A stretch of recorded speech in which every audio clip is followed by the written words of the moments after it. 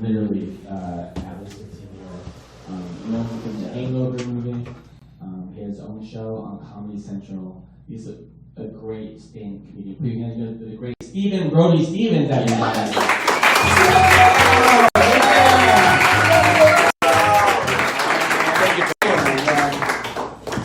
Brody Stevens. You got it.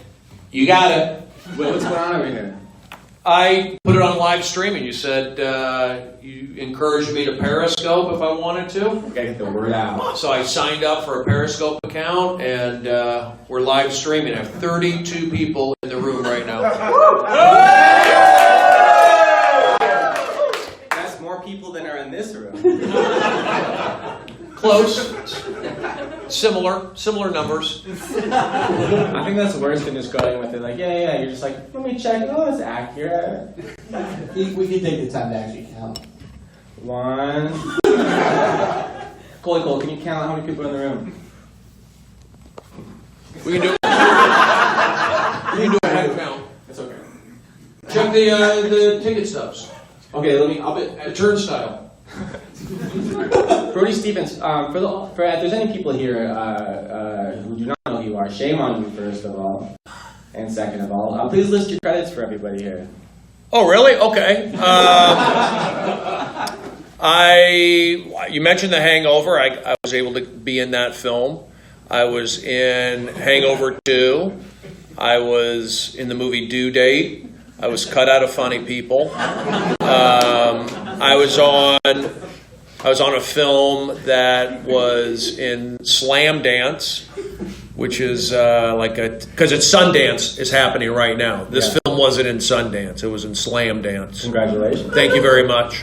A lot of people don't get me at first, or ever.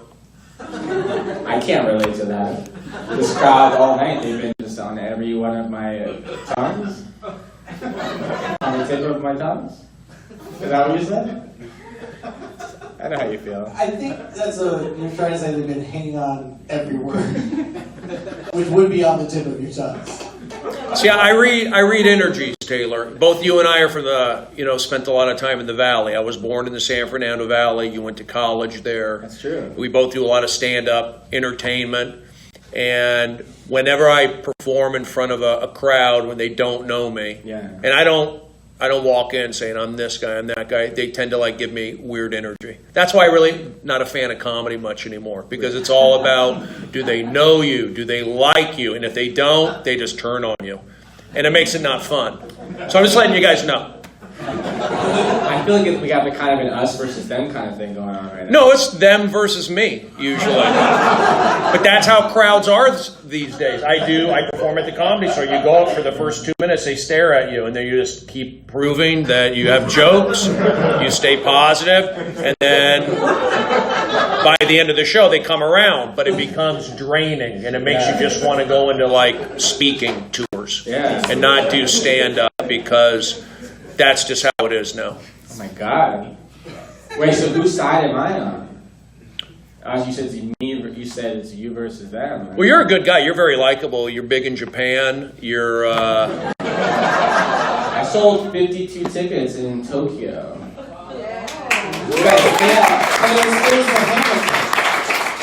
What was that? Selling tickets to Hamilton. I went to Tokyo. Oh yeah. Yeah. You're really good like me. When you're mad they don't laugh, but then when they laugh, they're not supposed to laugh. You hate them more. Why are they laughing? Well, I don't hate. I just feel sorry for people these days.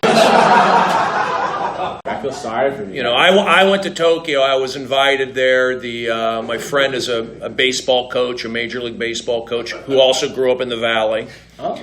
And it was the New York Yankees. They were playing a baseball game against the Tampa Bay Devil Rays. Opening season game. So I never gone to Tokyo and had a chance to go. So I went to the Tokyo Dome. I went to an electronics store. I ate at McDonald's every morning. They have great 7-Elevens, Starbucks. Yeah.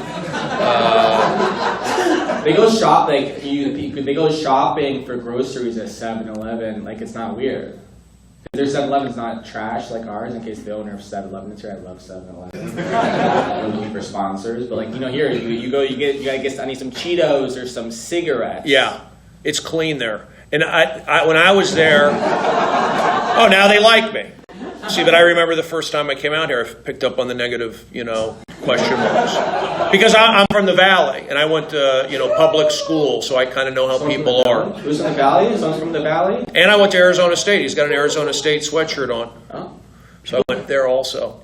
People may not know this, but you're a legendary pitcher of the baseballs. I did play baseball. I had a good arm. I beat Chatsworth, El Camino, Canoga Park. Yeah. I played all over. Arizona State, they recruited me because I had a good baseball throwing arm. And I take a lot of what I learned in baseball and I put it into comedy. And I've done a lot of audience warm-ups. I've done over 3,000 television audience warm-ups. So I work with a lot of crowds. Chelsea lately, every show on Fox Sports, at midnight, 2 Emmy nominations through me.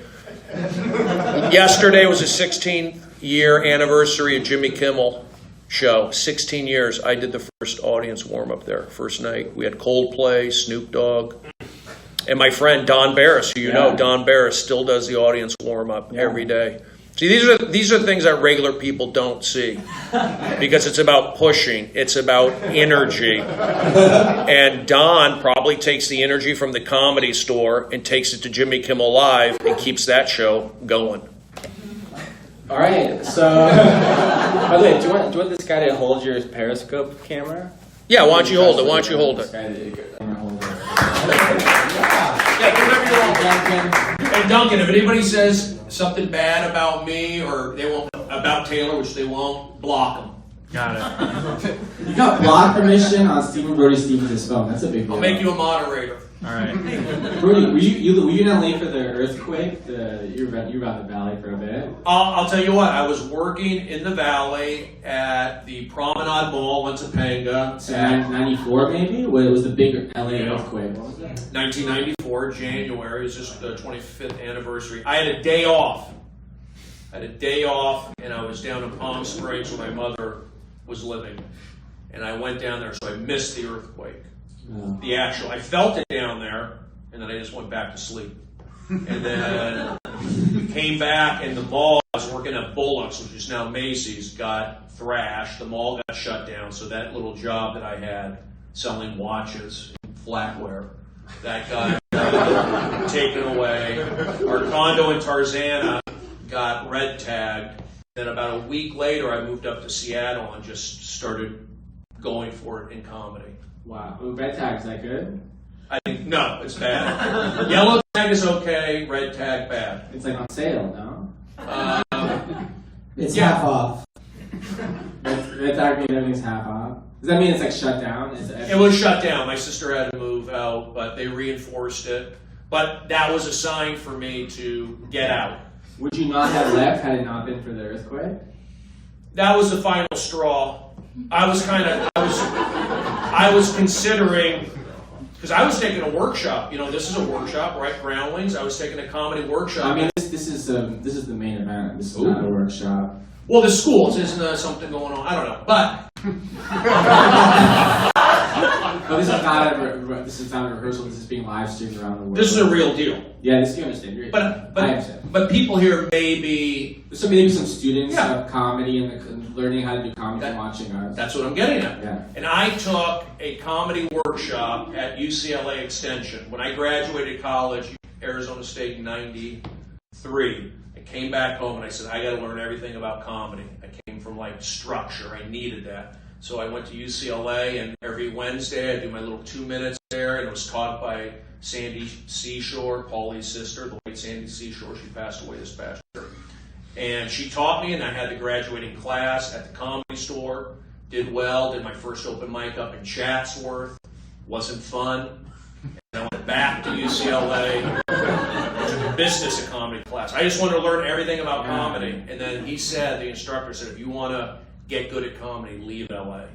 And I was spinning my wheels at that point anyway. So I just was looking either to go back to Phoenix, where I went to school, but there was no like vibe there for growth in Arizona, like for creativity. But Seattle, where I had family, they said, come up to Seattle, they'll really support the arts, they're into it. And I went up there with that earthquake, literally like a week later. I just drove up there and I started jumping into open mics. I worked at Red Robin. I sold t-shirts to the Seattle Supersonics. I learned to public speak. That's what Jay Leno told me. You know, he said that. Wait, Jay Leno told you all of that? On his audiobook. I thought he was a customer at Red Robin. I had University of Washington students at my. I worked at the original Red Robin, the first one ever. Yum. Did they have bottomless French fries? Yeah, you got it.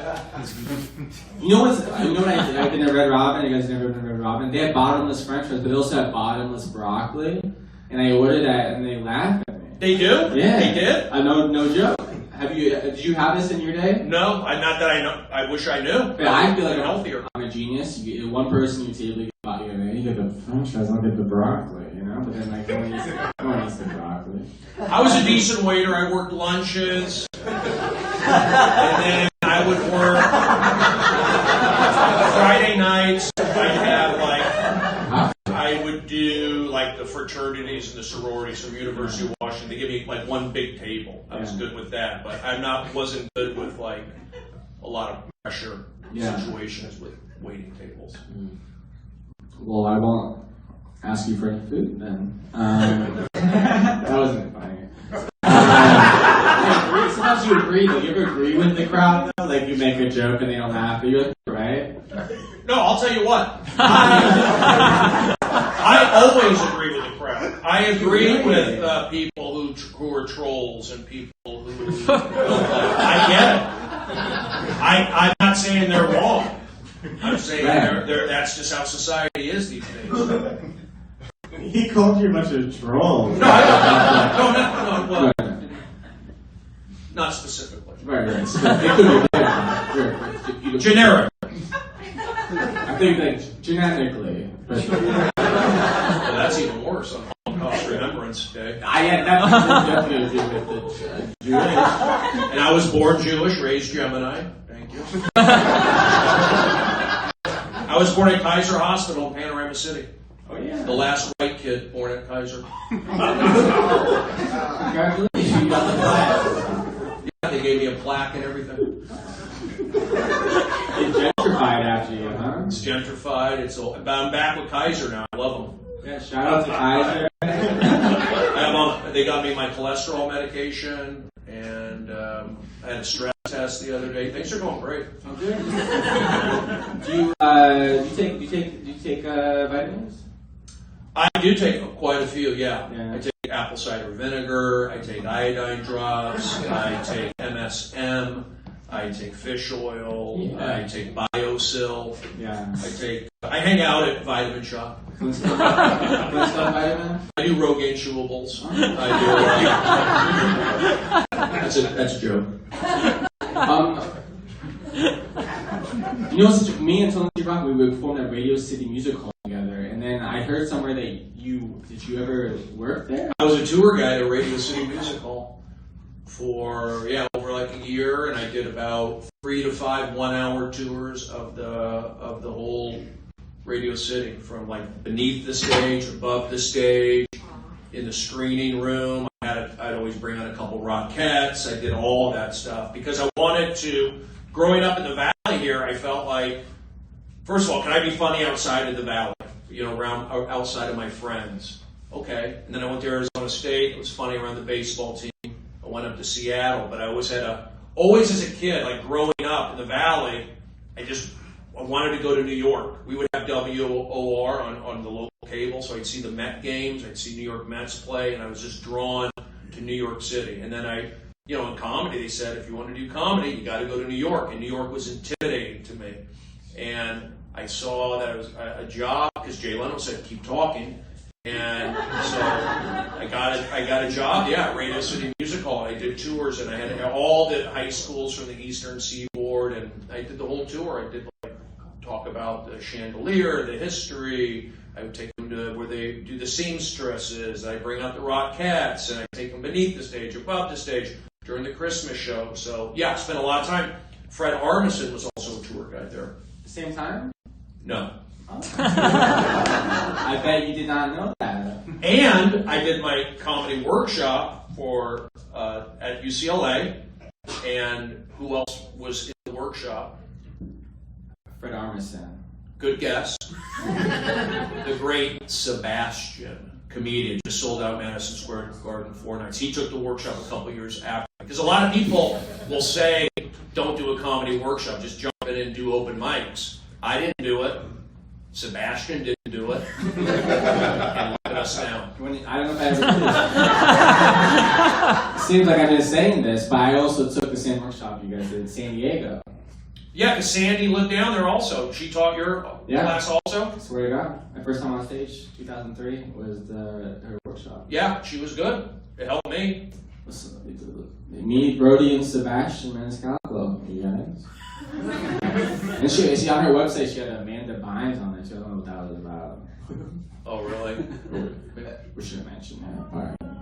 We love Amanda. She's doing great now. We wish her well. If Amanda's watching on... She's making a comeback. Yeah. What do you think? Would you work with her? No. No, I mean, mental health is like a real thing. People struggle with it. But you still wouldn't work with her? I get a clearance. I don't, make sure. Absolutely. You got a reputation. Like it's still business. You got to respect your brand. Everyone's nuts. So many people have been into have had issues. So this is Hollywood. If you're too perfect, you don't belong here. Yeah, you can't stay in the kitchen and get out of the fire. Turn on the microwave. But don't put your cat in there. I would never do that. I like animals. I do too. That's why I said do not put your cat. It's Year of the Dog, by the way, until February 4th. So a lot of people think, it's 2019, it's Year of the Pig. That doesn't start until February 5th, Chinese New Year. Fucking idiots.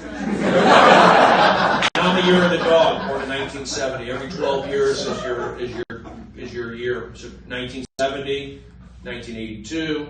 1994, 2006, 2018, Year of the Dog. Dog spelled backwards. God. You got it. One time, this has ever happened. One time I was dating this girl from Europe. The European. Yeah. And then, there was a sign at the Venice boardwalk, and it said no dogs allowed. So then I came up with this joke that's never been said before. We had a great day. I took her out to goodness. We've been dating 2 months. We had a great time. She was a comedian, she's never heard this joke before. She's from Europe. She doesn't know. And then so I was just like, hey, you can't, no dogs. Sorry, you can't come on this bridge. So no dogs allowed. You called her a dog? I didn't call her. I mean, who's that? You did. You're sounding good right now. But then I was like, and then this is a little fun. I'm expecting Taylor, haha. Let's go make out, But she was very upset with it, and she was like, where I'm from, it's calling someone a dog is the worst. And I'm like, I didn't. Dogs are great. They're loyal. They're there for you. They're friendly. Man's best friend. I'm so thankful that I was born under a Year of the Dog. I love dogs. Will you talk to her, please? What's that? Will you talk to her, please? She's probably watching right now. Taylor meant no harm by it. He's a good guy. I can vouch for him. Dogs are, dogs are probably better than humans these days. Call her a dog, would you please? You're a dog. Which is God spelled backwards. Right? Listen. And I went to church. I was born Jewish, but I went to church in Encino on Lindley. Non-denominational. My dad was dating the lady in the choir, so he brought me along. I want to learn it all. Right? Yeah, I went to Arlington Heights Elementary in the Crenshaw district here. I went to Reseda High School. I went to private school for 1 semester. Those kids weren't very nice to me. I remember, and I had to go to in first grade, I had to go to the bathroom, and I was too self-conscious to raise my hand to ask, and I ended up going to the bathroom in my pants, number 2. And my mom came and picked me up and took me out of the school, and those kids never saw me again. It's probably more traumatic for them than it was for me. I read energies, what can I tell you?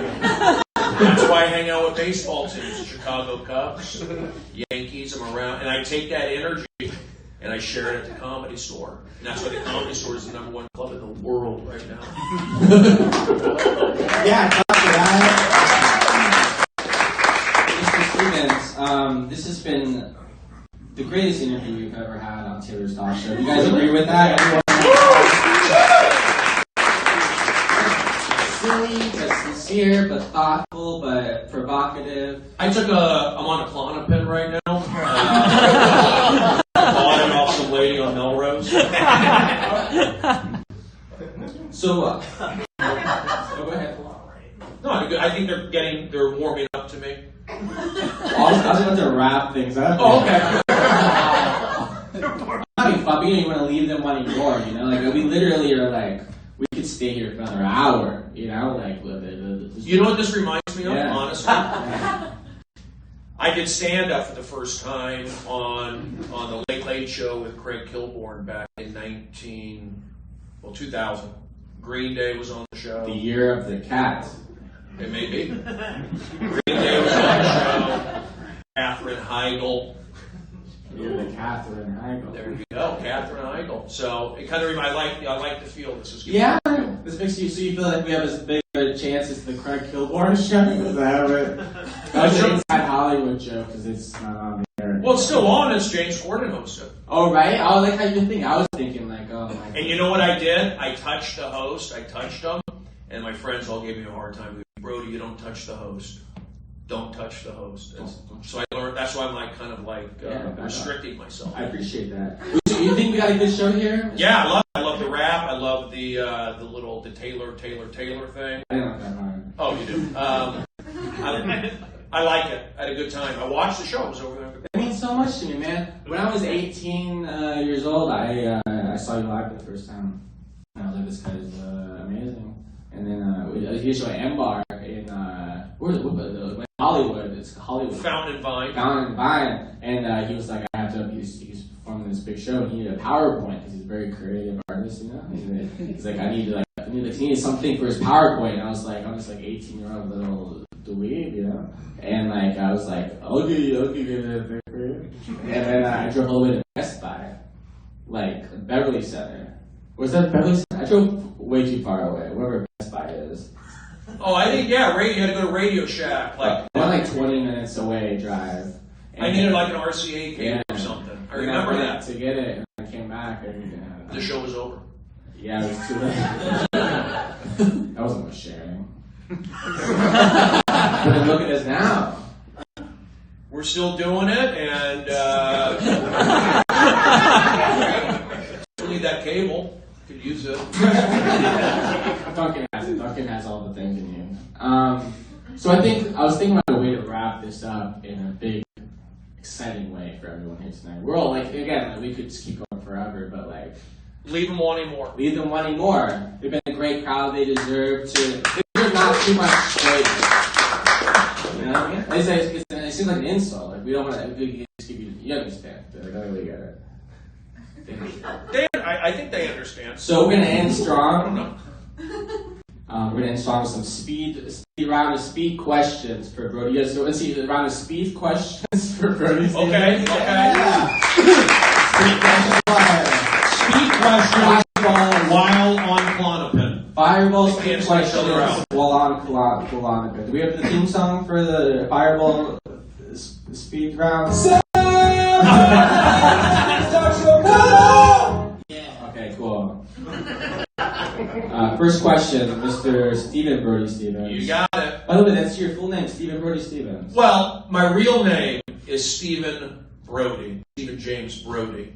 I was always Steve Brody as a baseball player. And then when I did comedy for the first time, I was Steve Brody. And I felt like that's just not a funny name, and that's not but people like Brody. Everyone always thought my first name was Brody. I didn't tell them. They always thought, oh, I thought your name was Brody.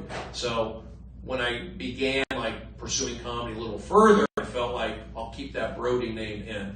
So Brody's my last name. Oh. But here's the deal. When you tell people that, when you say, they're disappointed when they go, oh, your name's not Brody? Oh, they get down. So then I said, why don't I combine Stephen Brody with Brody Stevens? Stephen Brody Stevens. So I'd rather have them be confused than disappointed. He cares about that because he cares about me. I do care. I 3,000 times on each else. I have to. Wow. Stephen Brody Stevens. It does matter. Are you dating anybody? Not currently, but I have a membership on Ancestry.com.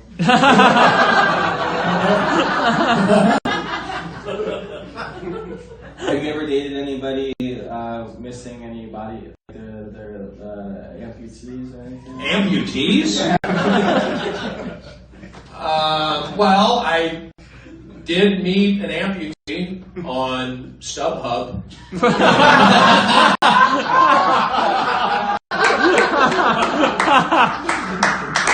You got it. It's a beautiful story. We went to IHOP.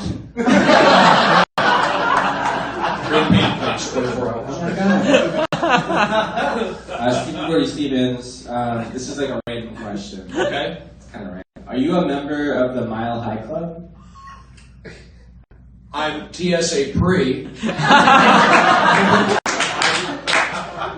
I'm not a member of the Mile High Club. However, one time I masturbated on a Ferris wheel.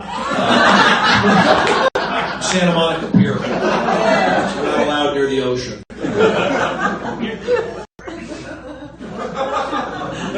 Speed round. Speed round. Klonopin. Are you you're a very handsome guy. Are you a model? I've done some modeling in Pakistan.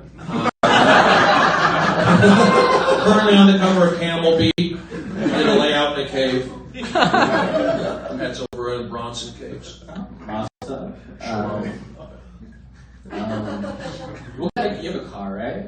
Yeah, I do. 1996 Toyota Avalon, leather exterior. My best friends now. It's proud. They love it. Cruise control in reverse. You love music? Oh yeah, I love music. I love Bow Wow and Ludacris. I'm the house drummer at the Guitar Center. In fact, my uncle was a musician. Oh yeah. He loved music. When he passed away, he was cremated at Sam Ash. I don't think it's stupid. I think it's beautiful. I apologize for it. It's okay. We're all humans. We're all human. We're all DNA. What do you do when you get lonely? When I get lonely, Yeah. sometimes I go to the Sherman Oaks batting cage just to play catch. A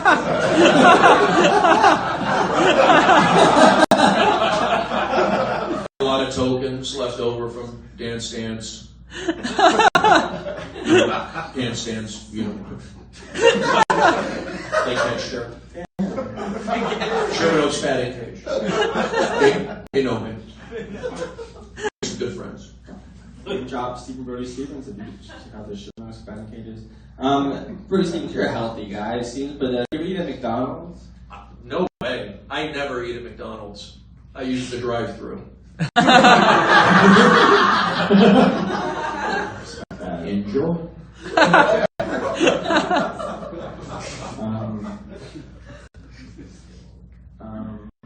Are you an intelligent man? I'm very intelligent. I wash my face with smart water. You should do this more often.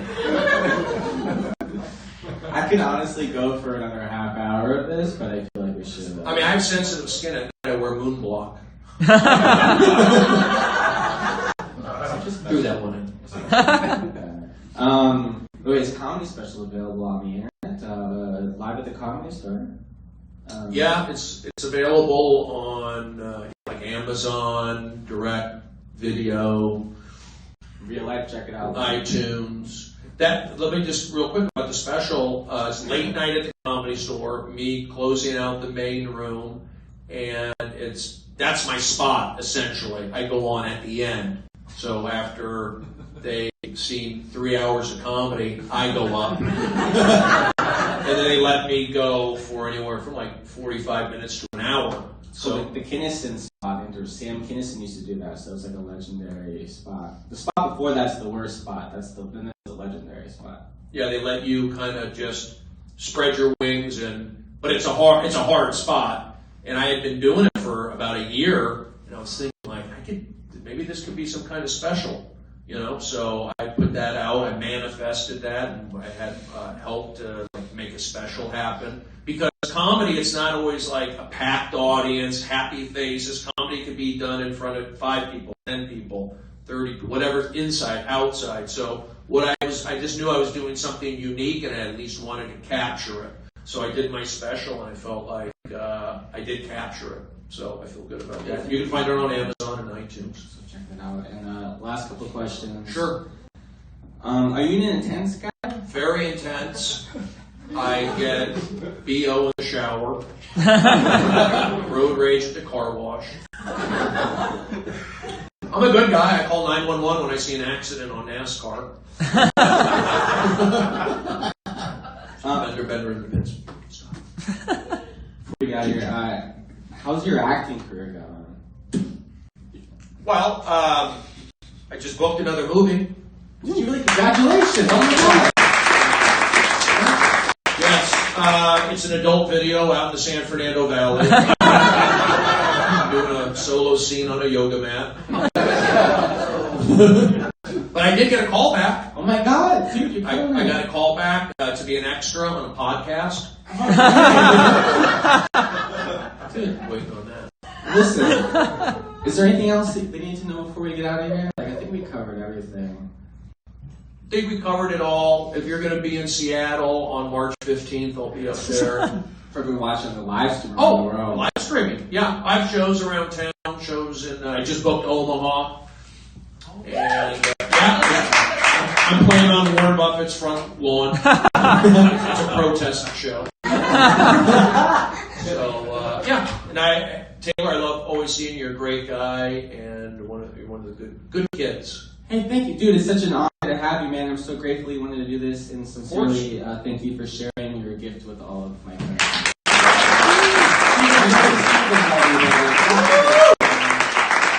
Williamson, our supersonic sound.